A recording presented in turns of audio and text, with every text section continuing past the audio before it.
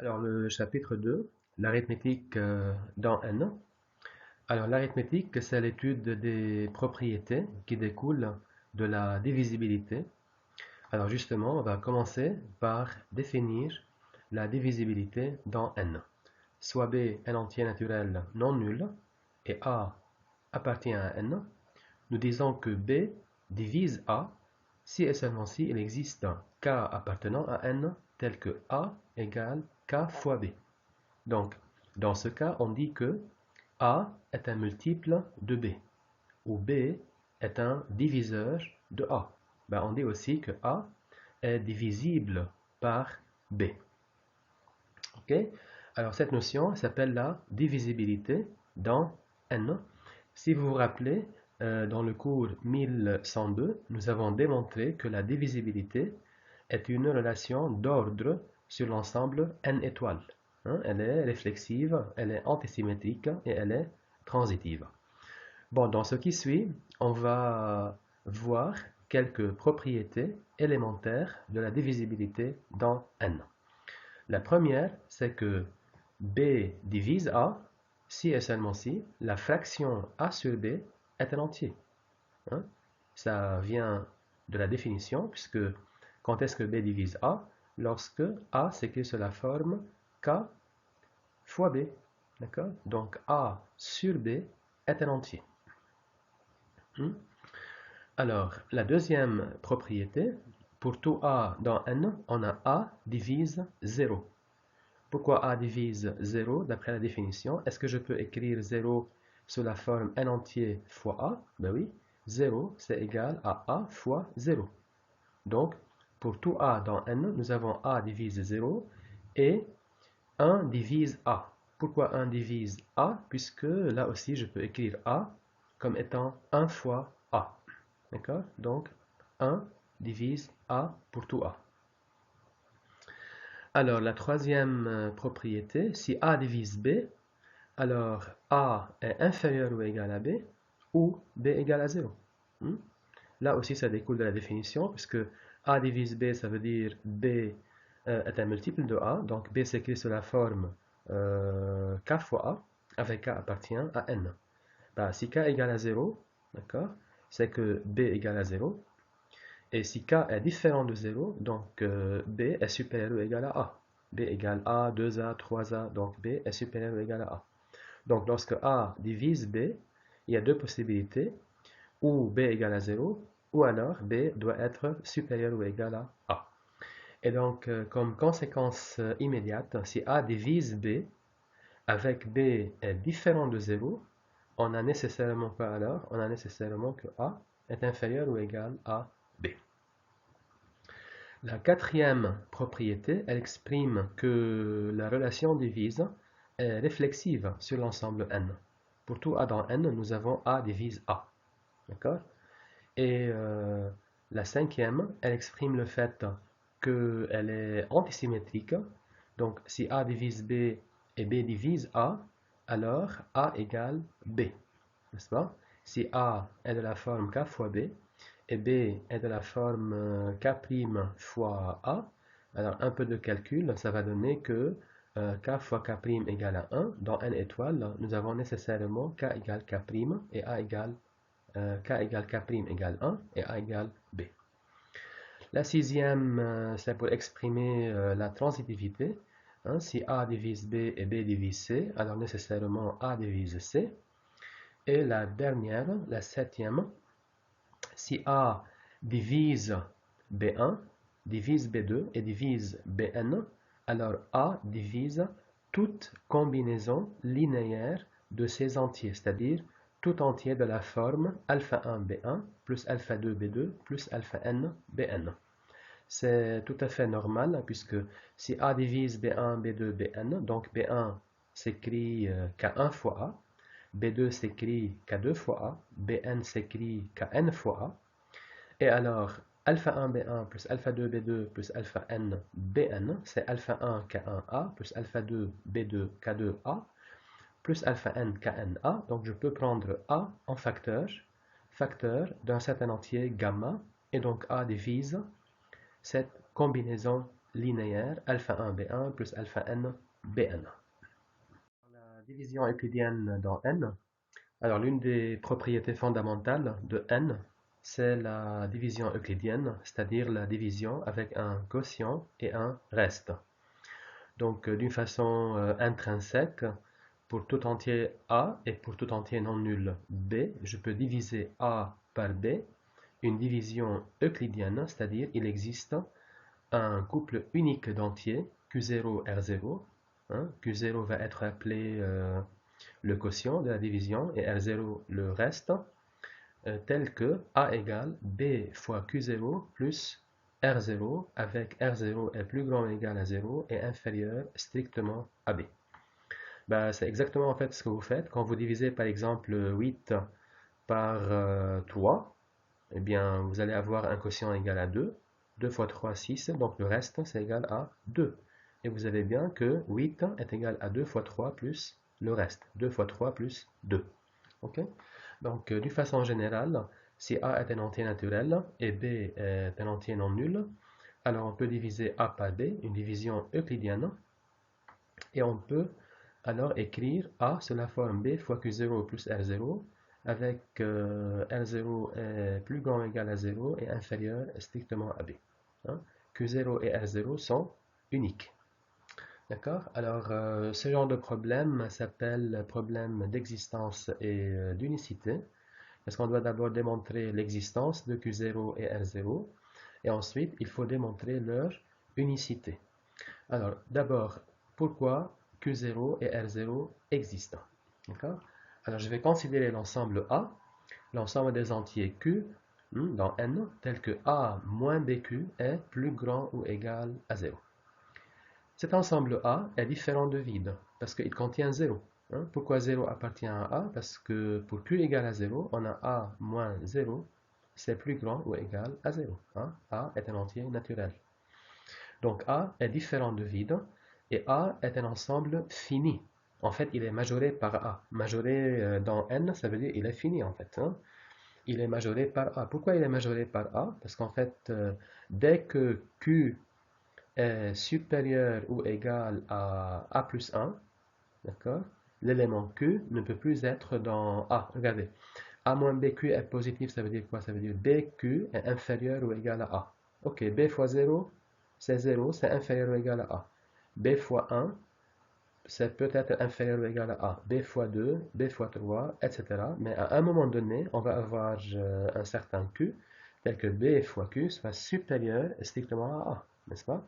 Donc A est un ensemble fini. En fait, A est majoré par petit a. D'accord? B fois A plus 1 est strictement plus grand que A. D'accord? Donc A plus 1 n'est pas un élément de, n'est pas un élément de A.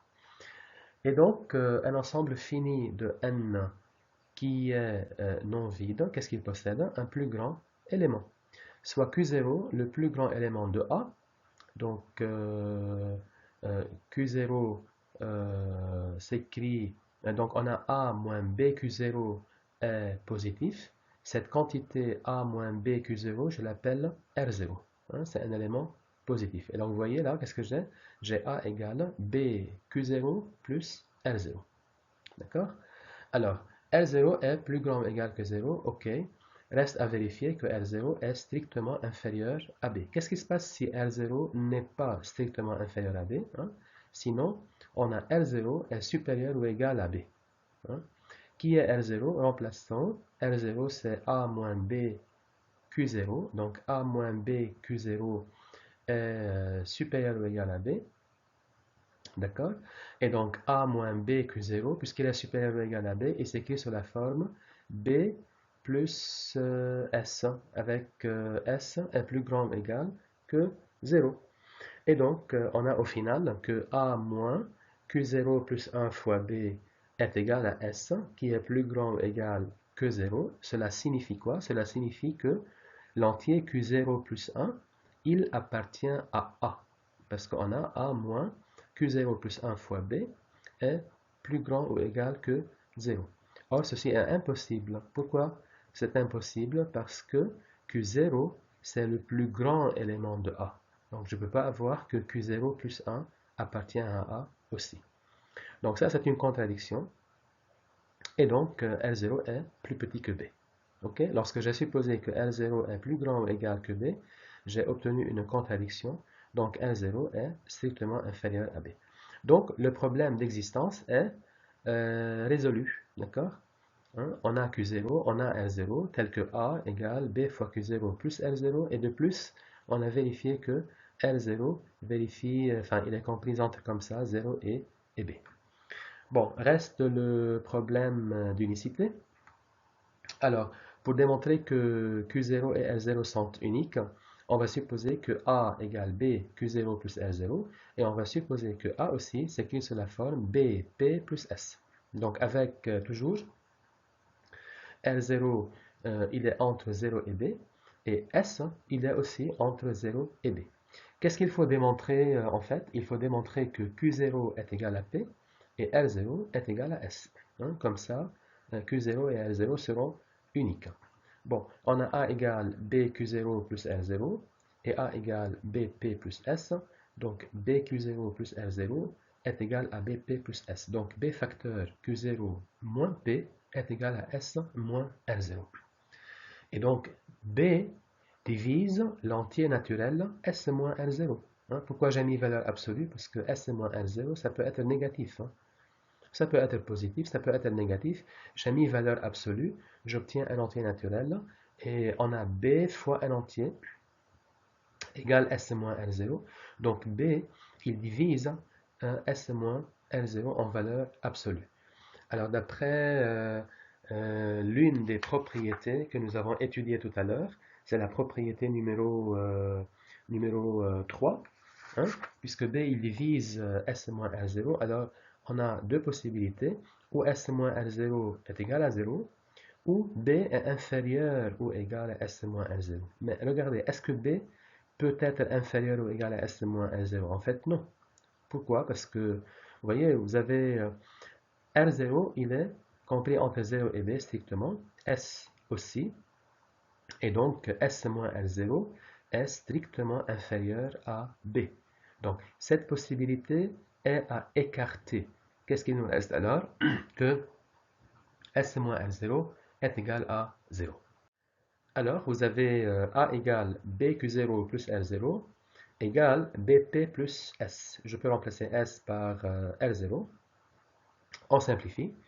Il nous reste BQ0 égale BP. Et comme B est différent de 0, qu'est-ce que j'ai? J'ai Q0 égale à P. Le problème d'unicité est alors démontré. Alors dans l'ensemble N, on peut définir une notion de PGCD. Hein, c'est le plus grand diviseur commun de deux entiers, donc soit A et B, deux entiers naturels non nuls. Alors je considère l'ensemble des diviseurs communs de A et de B. Donc l'ensemble des x appartenant à une étoile qui divise en même temps A et B. C'est-à-dire que x divise A et x divise B. D'accord? Alors cet ensemble est différent de vide. Hein, il contient au moins 1, puisque 1 divise A et 1 divise B. Donc cet ensemble est non vide et il est en fait majoré. Pourquoi il est majoré? Parce qu'il est majoré par A, mais il est aussi majoré par B. Hein? Parce que tout diviseur de A et de B doit être inférieur ou égal à A et doit être aussi inférieur ou égal à B. Donc, un sous-ensemble de n étoiles qui est non vide et qui est majoré, il possède un plus grand élément. Alors, ce plus grand élément, hein, on le note comme ceci, A et B, et on l'appelle le PGCD de A et de B. D'accord? Donc, le PGCD de A et de B, c'est le plus grand élément pour la relation inférieure ou égale de quel ensemble? De l'ensemble des diviseurs communs de A et de B. Alors, ce PGCD, maintenant on va démontrer un théorème fameux en arithmétique des entiers qui s'appelle le théorème de Bézout. Et ce théorème de Bézout, en fait, il va démontrer que si D est le PGCD de A et de B, alors D s'écrit sous la forme U fois A plus V fois B, avec U et V sont des entiers relatifs. Hein, attention, U et V peuvent être négatifs. Alors, si A et B sont deux entiers non nuls, et si D est leur PGCD, si D égale le PGCD de A et de B, alors je peux trouver des entiers UV tels que D égale U fois A plus V fois B. Bon, pour démontrer ceci, on va considérer l'ensemble E, l'ensemble des entiers qui s'écrivent sous cette forme-là. Donc, soit E, l'ensemble des entiers de la forme U fois A plus V fois B, tel que U et V appartient à Z. Bien sûr, dans E, il y a une infinité d'éléments. E est un ensemble non vide, évidemment. Il contient une infinité d'entiers. Tous les entiers de la forme U fois A plus V fois B, tels que U fois V, appartiennent à Z. Ok? Alors, ceci est un ensemble non vide. Est-ce qu'il contient des éléments positifs? Bien sûr. D'accord? Je peux par exemple considérer V égale 0, U égale 1. Ça fait A. Et A est positif. D'accord? Alors, je vais considérer delta, c'est le plus petit élément strictement positif de E. Donc, delta, c'est le plus petit élément strictement positif de E, c'est-à-dire c'est le plus petit entier strictement positif qui s'écrit sous cette forme-là, sous la forme n entier fois A plus n entier fois B. En fait, on va démontrer que ce delta-là, hein, qui est bien un élément de E, n'est-ce pas? Et donc, delta, il s'écrit d'abord sous la forme U0 fois A plus V0 fois B avec U0 et V0 appartient à Z. Pourquoi? Parce que delta, c'est le plus petit élément positif de E, c'est un élément de E en fait. Okay? Donc, il s'écrit sous la forme U0 fois A plus V0 fois B. Ce qu'on va démontrer, c'est que ce delta-là, c'est exactement égal au PGCD de A et de B. Et donc, le PGCD D, c'est égal à delta, et donc il s'écrit sous la forme U0 fois A plus V0 fois B. Alors, commençons par remarquer que D, c'est le PGCD de A et de B. Donc, D, il divise A et il divise B. Alors, si D divise A et D divise B, alors D divise U0A plus V0B, qui est une combinaison linéaire de A et de B, n'est-ce pas? D'après la propriété numéro 7, n'est-ce pas? Alors, D, il divise U0 fois A plus V0B, qui est U0A plus V0B, c'est delta. Alors, D divise delta, et donc, puisque D divise delta, alors nécessairement D est inférieur ou égal à delta. D'accord? Donc, on vient de vérifier que D est inférieur ou égal à delta. On va vérifier maintenant que, en fait, delta aussi est inférieur ou égal à D, et par suite, on aura l'égalité. Delta égale D. D'accord? Alors, en fait, delta, il divise A. Delta, il divise A. Pourquoi? Regardez ce qu'on va faire. On va diviser A par delta et on va démontrer que le reste est égal à 0. N'est-ce pas? Comme ça, on aura démontré que delta divise A. Alors, divisant A par delta, bien sûr, une division euclidienne. J'obtiens un quotient Q et j'obtiens un reste R. Donc, A égale Q fois delta plus le reste. Le reste, il est plus grand ou égal que 0 et il est inférieur strictement à delta. Alors, on va démontrer que le reste est nul et que par suite delta divise A. Ok? Pas l'absurde. Si le reste n'est pas nul, si R est différent de 0, qu'est-ce que ça veut dire? Ça veut dire R est strictement positif. Mais R c'est quoi? R c'est A moins Q delta. A moins Q delta. Remplaçant delta par sa valeur, c'est quoi delta? C'est U0 fois A plus V0 fois B. Qu'est-ce que j'obtiens? R égale A moins Q0, A moins Q facteur, U0A plus V0B. C'est n entier fois A plus n entier fois B. Ça appartient à E. Donc, vous avez R qui est strictement positif, qui appartient à E et qui est strictement inférieur à delta. Ceci est impossible. Pourquoi? Parce que on a dit que delta, c'est le plus petit élément strictement positif de E. D'où vient la contradiction ici? La contradiction, elle vient du fait que j'ai supposé que R est différent de 0. Donc R est égal à 0, donc A égale à Q delta, donc delta il divise A. Alors delta divise A, et exactement de la même façon, qu'est-ce que je peux démontrer? Que delta divise B. D'accord? Alors, si delta divise A et delta divise B, cela veut dire que delta est un diviseur commun de A et de B. Et donc, par définition du PGCD, delta doit être inférieur ou égal au plus grand diviseur commun, qui est D. Hein? D est, par hypothèse, le plus grand diviseur commun. Delta, il divise A et il divise B.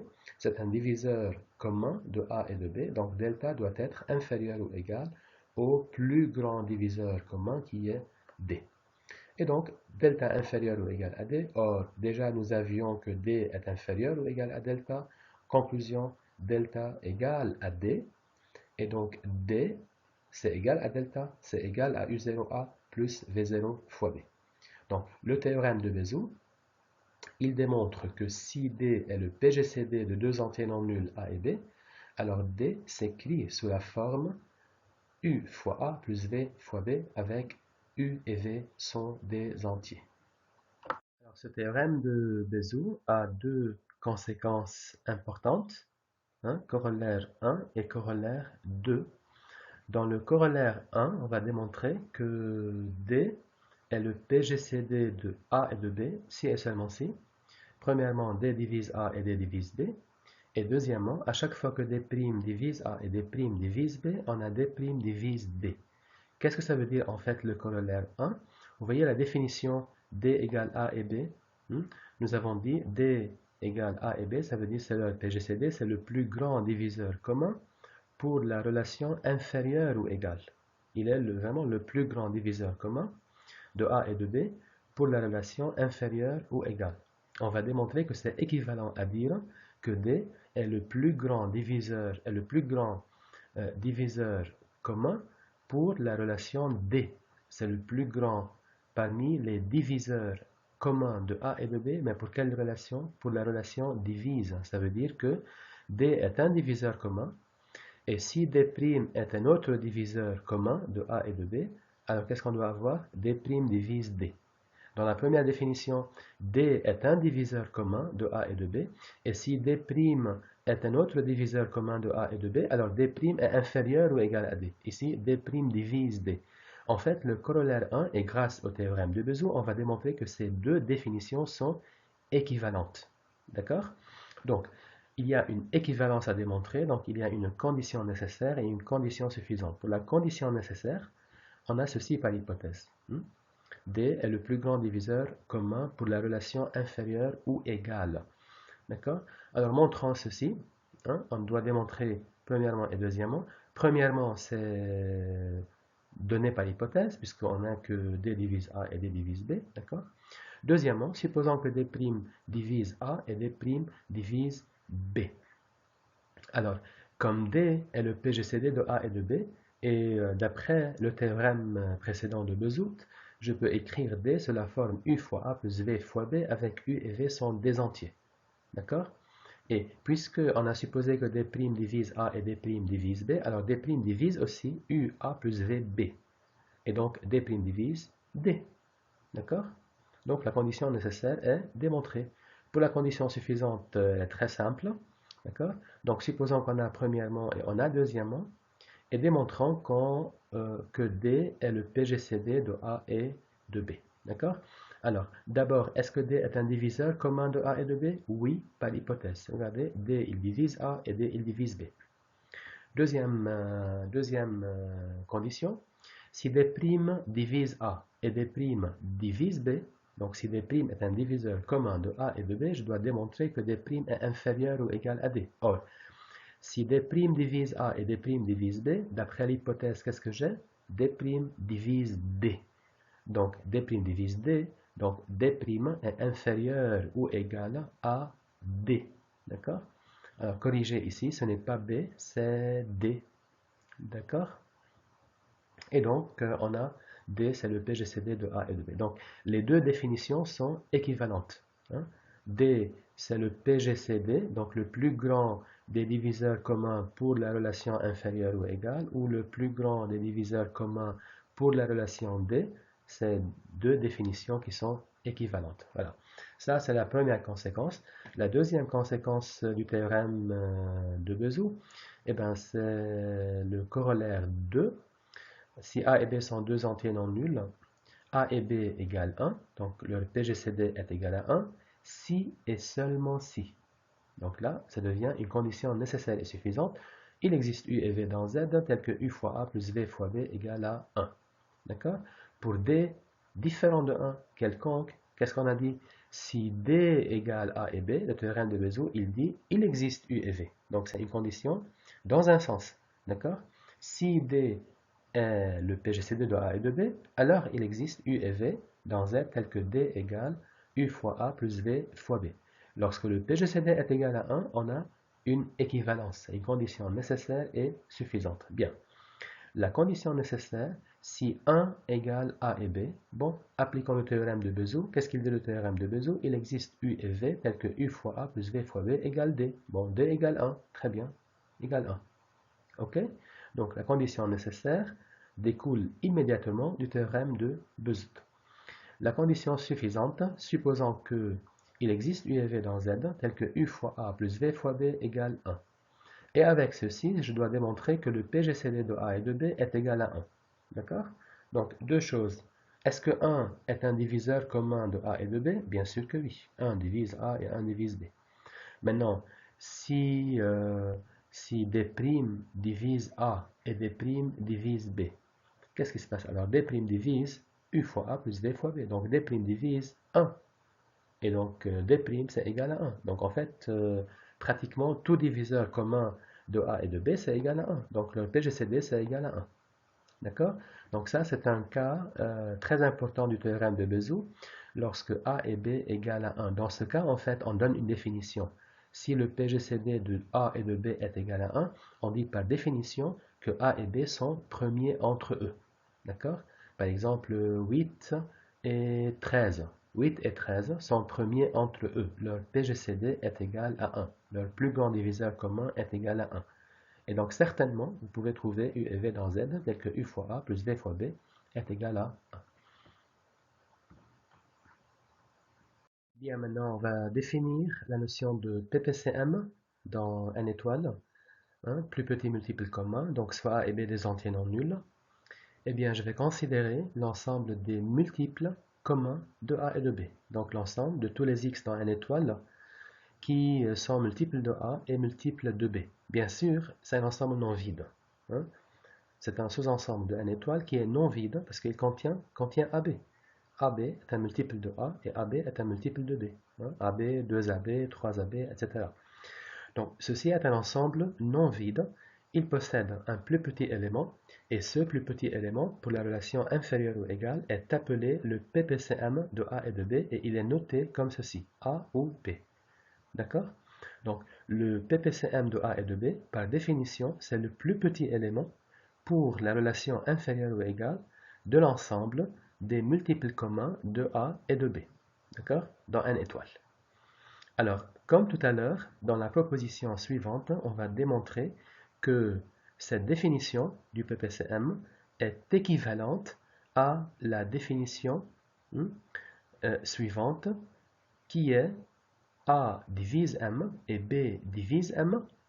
Et si M' est un multiple commun de A et de B, alors M doit diviser M'.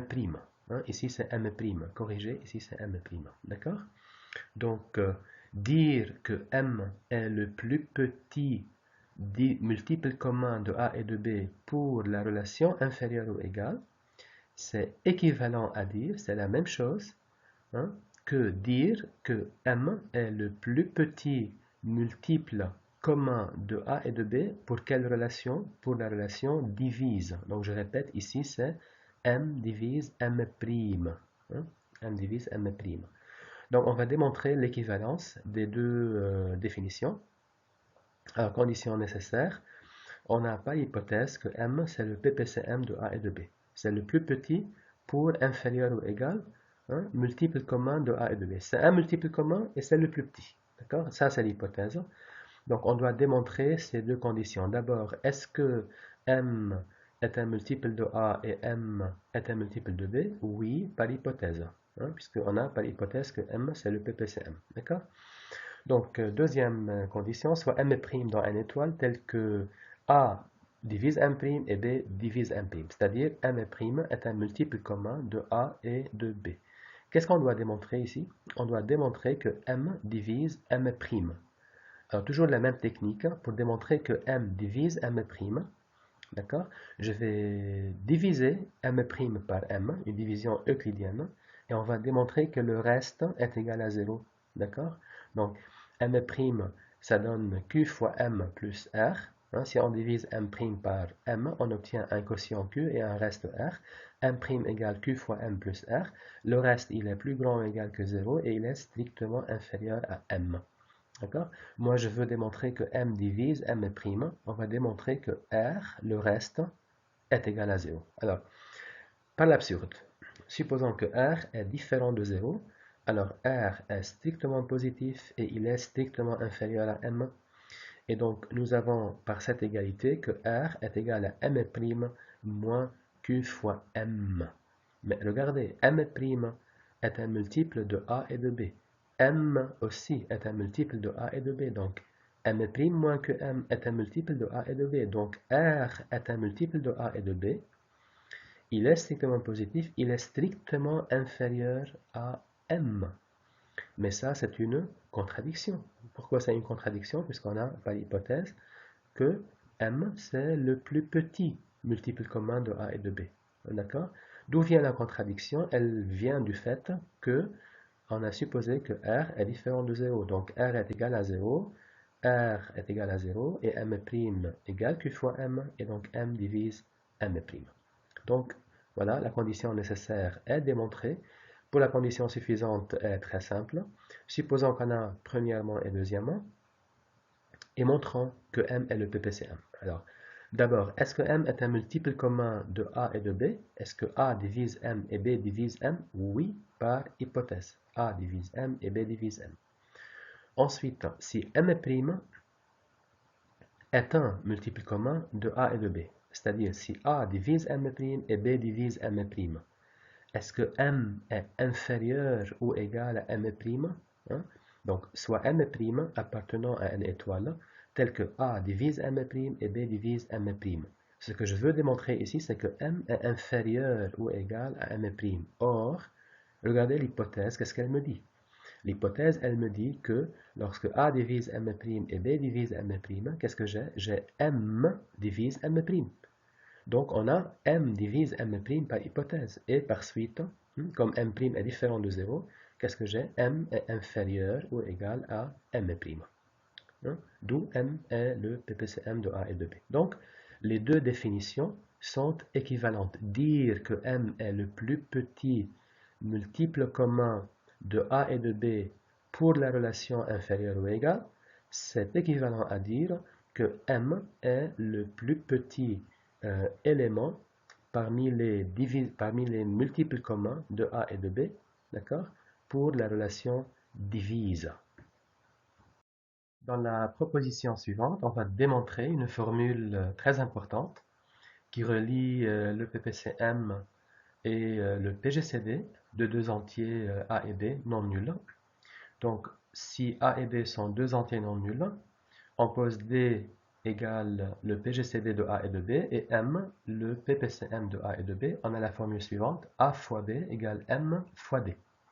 Donc, le produit des deux entiers A et B est égal au produit de leur PGCD et de leur PPCM. D'accord? Donc, c'est une formule très importante, puisque maintenant, si on connaît D, on peut trouver M, et si on connaît M, on peut chercher D facilement d'après cette formule-là. OK? Alors, on va démontrer cette formule. Donc, on va démontrer que A fois B est égal à M fois D avec D, c'est le PGCD de A et de B, et M, c'est le PPCM de A et de B. Bon, je commence par remarquer que, puisque D est le PGCD de A et de B, on a D divise A et D divise B. Donc, D, il divise A fois B, bien sûr. Hein? Et comme D divise A fois B, donc A fois B, il s'écrit quelque chose fois D. Cette quelque chose, je vais l'appeler M. A fois B, il s'écrit sous la forme M fois D. Bon, tout ce qu'on a à démontrer maintenant, c'est que cet entier M qui est là est vraiment égal au PPCM. D'accord? Donc, je répète, D, il divise A et D, il divise B. Donc, D, il divise A fois B. A fois B, alors, il s'écrit sous la forme un entier M fois D. Je veux démontrer que ce M-là n'est autre que le PPCM et comme ça la formule sera démontrée. Bien. Pour démontrer que M est le PPCM de A et de B, il faut démontrer deux choses. D'abord, A divise M et B divise M, c'est-à-dire M est un multiple commun de A et de B.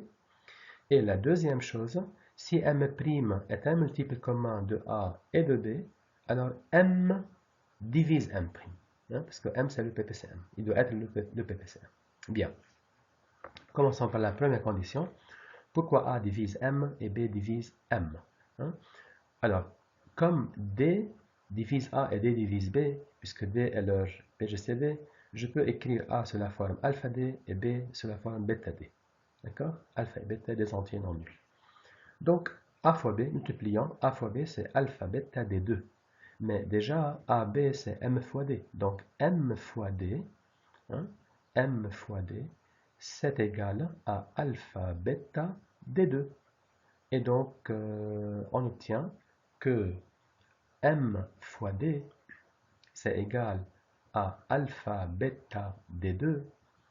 Et en simplifiant par D, on obtient que M est égal à alpha bêta D. Or, alpha bêta D, c'est alpha B. Donc M, c'est alpha B. Et donc B, il divise M d'une part. D'autre part, M, c'est alpha bêta D. Et donc alpha D, c'est A. Et donc M, c'est égal à bêta A. Et donc A aussi, il divise M. Donc A divise M et B divise M aussi. Et donc M est un multiple commun de A et de B. OK? Alors, la première condition est démontrée. Pour la deuxième condition, alors, soit M' dans N étoile, qui est un multiple commun de A et de B. Alors, supposons que A divise M' et B divise M'. Pour cela, je vais écrire M' sous la forme K fois A et M' sous la forme K' fois B, avec bien sûr K et K' sont dans N étoiles. Et n'oublions pas le théorème de Bezout, hein, puisque D est le PGCD de A et de B, alors D s'écrit sous la forme U fois A plus V fois B, avec U et V sont dans Z. Hein. Ce que je dois démontrer, c'est que M divise M'. Donc je veux démontrer que M' s'écrit sous la forme N entier fois M. Bon, je vais calculer M' fois D. M' fois D, remplaçant D par UA plus DB, ça fait M' UA plus M' VB. Hein? Moi, j'ai envie de créer, ici à droite, j'ai envie de créer M. Parce qu'à la fin, je voudrais démontrer que M' s'écrit sous la forme M fois quelque chose. OK? Donc, pour créer M, je vais d'abord créer AB ici et AB ici. Pourquoi? Parce que dans AB, il y a M. AB, c'est M fois D. Hein? Donc, remplaçons ici M' par sa valeur. M' c'est K'B, donc ça fait K'B UA. Vous voyez, là j'ai BA, très bien. Plus M' VB. Ici, je vais remplacer M' par KA. Regardez, KAVB, et là aussi j'ai AB. Donc là j'ai AB et là j'ai AB, très bien. Alors, je peux remplacer AB là et là par quoi? Par M fois D. Donc ça fait K'U fois M fois D plus KV fois M fois D. Et donc vous voyez ici, je peux prendre M en facteur. En fait, je peux prendre MD en facteur, là et là. Donc là, j'ai oublié de simplifier par D. Il faut simplifier par D ici et ici. D'accord? Qu'est-ce qu'il nous reste? Il nous reste M' égale K'U plus KV fois M. Et donc M, il divise M'. L'algorithme d'Euclide, donc ça c'est une méthode algorithmique pour calculer le PGCD de deux entiers. Et en fait, cette méthode a aussi une importance historique, puisque c'est la première méthode qui a été utilisée historiquement par Euclide pour calculer un PGCD. Ok? Alors, expliquons tout ça. Soit A et B des entiers non nuls. On suppose, pour fixer les idées, que A est supérieur à B. D'accord? On va diviser A par B. On divise A par B, une division euclidienne. D'accord? On obtient un quotient et un reste. A égale B Q0 plus R0. Le reste, il vérifie ceci. Il est compris entre 0 et strictement inférieur à B. Alors pour le reste, il y a deux cas. Ou bien il est nul, ou bien non. Si le reste est nul, qu'est-ce que j'obtiens? J'obtiens A égale B fois Q0. Et donc B, il divise A. Et donc le plus grand diviseur commun entre B et A, eh bien c'est B. Donc dans ce cas, le PGCD de A et de B, eh bien c'est B. D'accord? Le deuxième cas, si R0 est différent de 0, je divise B par R0. Je divise B par R0. N'oublions pas que R0, il est strictement inférieur à B dans ce cas. Donc je divise B par R0. J'obtiens quoi? J'obtiens B égale Q1 fois R0 plus R1. Quotient reste. D'accord? Le reste R1, il est plus grand ou égal que 0 et il est strictement inférieur à R0. Là aussi, il y a deux cas pour le reste R1. Ou bien il est nul, ou bien il n'est pas nul. Si R1 égale à 0, pas de R1 ici, c'est 0, qu'est-ce qui se passe? Si R1 égale à 0, alors R0, il divise B. D'accord? On va démontrer que R0, c'est le PGCD dans ce cas. Regardez, si R1 égale 0, R0, il divise B. Mais R0, il divise R0, bien sûr. Donc, il divise B fois Q0 aussi. Et il divise leur somme. Donc, il divise A. A. Donc, R0, il divise B et il divise A. Maintenant, si D', il divise A et il divise B, alors D', il divise A moins B Q0. Donc, D' divise R0. Donc, dans ce cas, si R1 égale à 0, qui est le PGCD? C'est R0, le PGCD de A et de B. Je répète, pourquoi? Parce que si R1 égale à 0, R0, il divise B. D'accord? R0, il divise B, il divise R0, il divise B fois Q0, il divise leur somme, donc il divise A.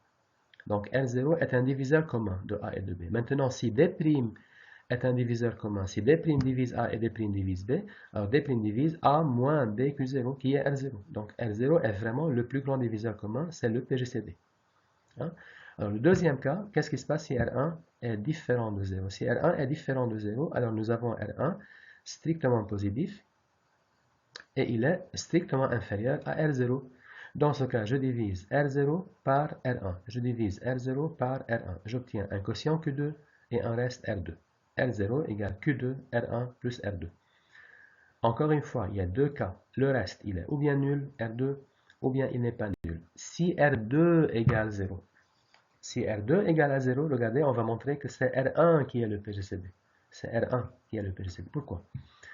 R1, montrons qu'il divise A et qu'il divise B. R2 égale à 0, donc R1, il divise R0. Regardez, R0 égale Q2 R1, donc R1, il divise R0. Bien. R1, il divise R0, il divise aussi Q1 R0. Et R1, il divise R1, donc il divise leur somme. Leur somme, c'est B. Donc jusqu'à maintenant, on a vérifié que R1, il divise B. La première équation, qu'est-ce qu'elle donne? Alors, R1, il divise B, donc il divise B fois Q0. Or, il divise R0 aussi, donc il divise leur somme. Leur somme, c'est A. Donc, on a vérifié que R1, lorsque R2 égale à 0, R1, il divise B et il divise A. Maintenant, on va démontrer que c'est le plus grand diviseur commun. Bon, si D' divise A et D' divise B, alors je sais que D', il divise A moins BQ0. Donc D' divise R0. Bien. D' divise R0, alors il divise Q1 fois R0. Or, D' déjà, il divise B. Donc D' divise B moins Q1 R0. Qui est B moins Q1 R0? Eh bien, c'est R1. Donc, dans le cas où R2 égale à 0, c'est R1 qui est le PGCD. Dans le cas où R1 égale à 0, qui est le PGCD, c'est R0 qui est le PGCD. Eh bien, on continue. Si R2 est différent de 0, si R2 est différent de 0, alors on divise. On a R2 est strictement positif et R2 est strictement inférieur à R1. On divise R1 par R2. On obtient quotient et reste. R1 égale Q3, R2 plus R3 et ainsi de suite. Si R3 égale à 0, qui va être le PGCD? C'est R2. Si R3 est différent de 0, donc R3 est strictement inférieur à R2 et strictement positif, je divise qui par qui? Je divise R2 par R3, et ainsi de suite. Mais, vous voyez, à chaque fois que je fais une division, hein, le reste, il diminue strictement. Vous voyez, je commençais par B. B est strictement plus grand que R0. R0 est plus grand strictement que R1. R1 est strictement plus grand que R2. R2 est strictement plus grand que R3, et ainsi de suite. À chaque fois que je fais une division, ce nombre-là, il diminue strictement. Or, je ne peux pas continuer à diminuer strictement une infinité de fois, quoi. Donc, à un moment donné, tout ça va s'arrêter. Qu'est-ce que ça veut dire tout ça va s'arrêter? Ça veut dire à un moment donné, je vais trouver un reste Rn qui est égal à 0. Et dans le cas où le reste Rn qui est égal à 0, qui est le PGCD? C'est Rn-1. Donc, le PGCD, c'est le dernier reste non nul. D'accord? Donc, la méthode d'Euclide, ou bien l'algorithme d'Euclide, c'est pour cela qu'on l'appelle la méthode des divisions successives. La méthode des divisions successives, parce qu'on continue à diviser jusqu'à ce que obtenir un reste égal à 0. Lorsqu'on obtient le reste égal à 0, alors c'est l'avant-dernier reste, hein, le reste juste avant, qui est le PGCD des deux entiers. D'accord? Alors, un petit exemple, donnons A égale 46 et B égale 21.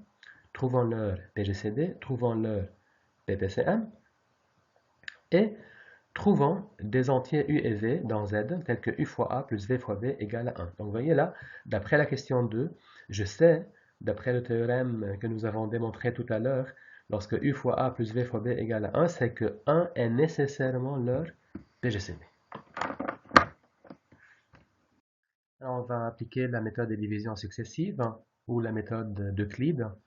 Alors, on divise A par B, hein, 46 par 21, on obtient quotient 2 et reste 4. Ça, c'est la première équation. A égale 2 fois B plus 4, la première équation. Est-ce que le reste est nul? Non, donc on continue la division. On divise B par 4, n'est-ce pas? Alors, B, qui est 21, ça fait 5 fois 4 plus 1. Et est-ce que le reste est nul? Non, donc on doit diviser 4 par 1. 4 égale 1 fois 4 plus 0. Est-ce que le reste est nul? Oui. Donc, l'avant-dernier reste non nul, c'est 1. Donc, le PGCD, c'est égal à 1. Qu'est-ce qu'on dit alors dans ce cas-là? On dit que A et B sont premiers entre eux. Alors, pour calculer le PPCM, on peut utiliser la formule que nous avons démontrée tout à l'heure. A fois B, c'est égal à D fois M. PGCD fois PPCM. D, c'est égal à 1. Qu'est-ce qu'il nous reste? M, qui est A ou B, c'est le PPCM, c'est égal à A fois B, leur produit. Leur produit, ça fait 46 fois 21, ça fait 966. OK? Maintenant, il faut trouver, dans la deuxième question, il faut trouver U et V tel que 1 égale U fois A plus V fois B. Eh bien, on va remonter les équations d'Euclide. Hein? On utilise d'abord l'équation numéro 2. Moi, je commence par 1 ici, parce que 1, c'est le PGCD, et c'est 1 que je vais écrire sous la forme U fois A plus V fois B. Donc, je commence par 1, c'est B moins 5 fois 4, d'après la deuxième équation. 1, c'est égal à B moins 5 fois 4. Maintenant, on va utiliser la première équation. La première équation, elle me permet de remplacer le 4 qui est là, le reste qui est là, par A moins 2B. Donc, ça fait quoi? Ça fait 1 égale B moins 5 fois le 4 qui est là, c'est A moins 2B. Et donc, 1 égale B moins 5A plus 10B. Donc, au total, ça fait moins 5A plus 11B égale à 1. Voilà. U fois A plus V fois B est égal à 1. Donc, U égale moins 5 et V égale 11. Ça, c'est une identité de Bezout, n'est-ce pas? Alors, on finit par le fameux théorème arithmétique qui s'appelle le théorème de Gauss. Hein, si A, B et C sont des entiers non nuls, si A divise B fois C, et si A et B sont premiers entre eux, alors A, nécessairement, il divise C. D'accord? Si A divise B fois C, et A est premier avec B, donc A et B sont premiers entre eux, alors A divise C. On va utiliser le théorème de Bezout Alors, puisque A et B sont premiers entre eux, qu'est-ce qui se passe? Il existe U et V dans Z, tel que U fois A plus V fois B égale à 1. D'accord? Alors, je vais multiplier les deux membres de l'égalité par C. J'obtiens UAC plus VBC est égal à C. Bon, moi je voudrais démontrer que A divise C. Ben, regardez d'abord, est-ce que A divise UAC? Mais oui, parce qu'il y a A. A, il divise UAC. Bon, est-ce que A, il divise VBC? Oui, parce que par hypothèse, A, il divise BC. Donc A, il divise VBC. Donc A, il divise UAC. A, il divise VBC. Donc A, il divise leur somme. Qui est leur somme? C'est C. Bien A, il divise C.